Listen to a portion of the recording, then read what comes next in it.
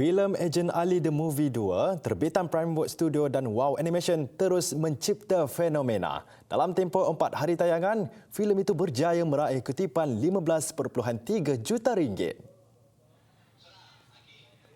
Sejak ditayangkan serentak di 161 pawagam di seluruh negara dan Brunei pada 22 Mei lalu, filem animasi berkisah dunia perisikan kanak-kanak itu juga merekodkan kehadiran lebih sejuta penonton, menjadikannya filem dengan pembukaan tayangan animasi tempatan paling memberangsangkan setakat ini. Dari segi hasil kualiti, dia sebuah filem yang bermutu, menyamai standard filem-filem antarabangsa. Dan kepada ibu bapa, saya sarankan bawa anak-anak, cucu ke pawagam untuk menyaksikan filem ini. Saya rasa semua yang buat filem ini ada penyakit OCD kerana buat kerja sangat detail macam kerja orang Jepun.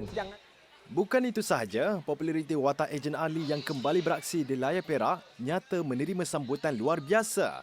Hal itu memandangkan tayangan rasmi turut bertepatan dengan musim cuti persekolahan yang bermula hujung minggu ini. Ini adalah filem animasi terbaik yang Malaysia pernah hasilkan. Bila saya tengok, kadang-kadang ada certain shot yang macam, ini syuting betul ke?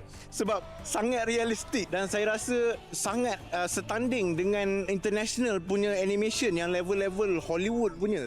Ketika ini, tiket sedang laris terjual. Malah, beberapa pawagam turut mula menambah sesi tayangan bagi memenuhi permintaan penonton.